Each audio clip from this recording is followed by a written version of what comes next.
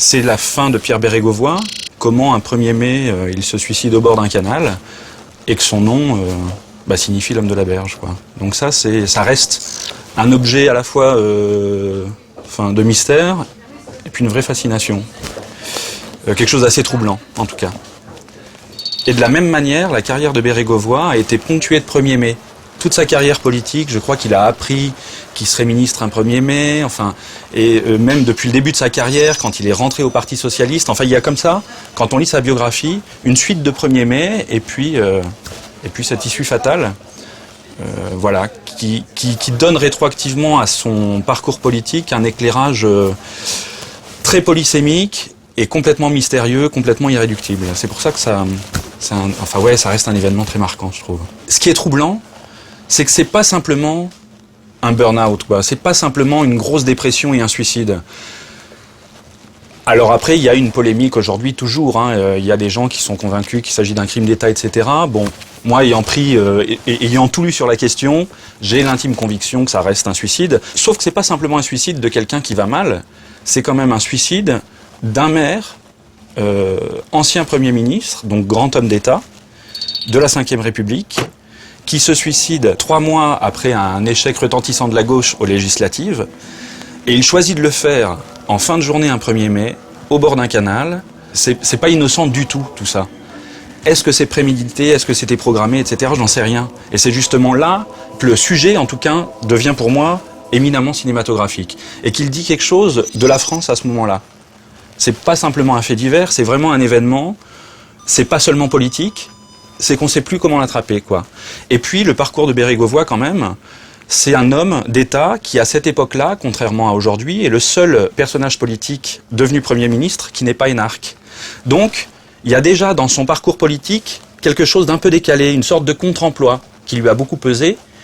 Et puis, c'est quelqu'un qui est issu du milieu syndical et qui, en fin de carrière, se voit insulté par les syndicalistes dont il est issu. Donc, il y a une sorte de parcours comme ça,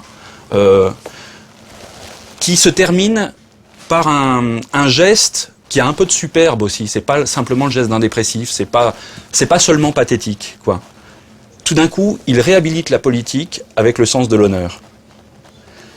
Chose qu'aujourd'hui on a, et depuis un bon moment, totalement perdue, j'ai l'impression. Bérégovoy, on en parle à cause de ça.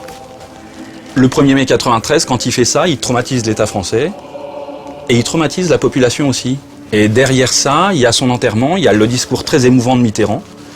Et puis les gens qui sont les anonymes, en tout cas le peuple, quoi, qui est là et qui assiste à cet événement-là, est aussi bouleversé. Donc il y a eu une sorte de réconciliation entre le politique et puis un pays à ce moment-là. Vive la République, même si c'est sans nous.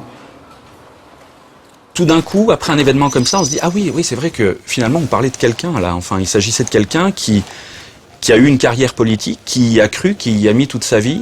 Mais en tout cas, dans cet acte-là, il a remis de la gravité et du sérieux dans la chose politique, quoi. » Je me suis dit « Tiens, qu'est-ce que seul le cinéma pourrait faire pour traiter de cet événement-là » Les journaux, Paris Match, etc. ont raconté forcément sa dernière journée, on dit combien il était dépressif, etc. Moi, j'ai pris un parti pris différent. J'ai pas voulu que le personnage ne soit pas trop dépressif dans son jeu, qui joue quelqu'un qui va très mal, etc. Par contre, j'ai tenté d'appliquer à la narration, au scénario, les symptômes de la dépression.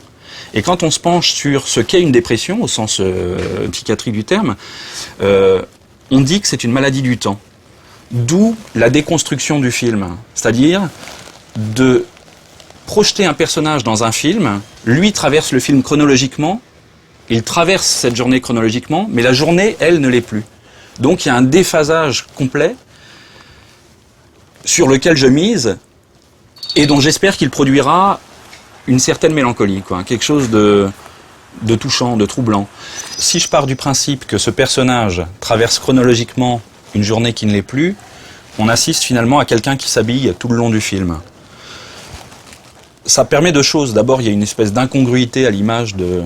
Et puis ça l'isole, lui, tout le temps du reste. Et tout ce qu'il va toucher, tout ce dont il va se saisir, va rentrer dans son espace-temps à lui. Donc, si dès la deuxième séquence, on est en fin de journée et qu'il se saisit du revolver, qu'ensuite on remonte le matin pour la 3e séquence, bah, le revolver, il va plus jamais le lâcher, disons.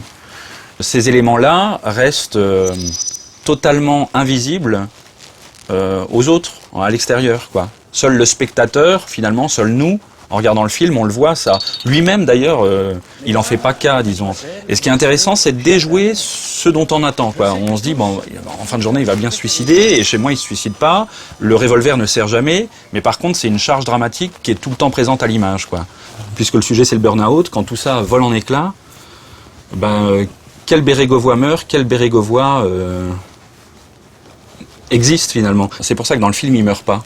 Ce qui est assez bizarre, c'est qu'il se tue, mais il n'en existe que plus intensément après sa mort, quoi.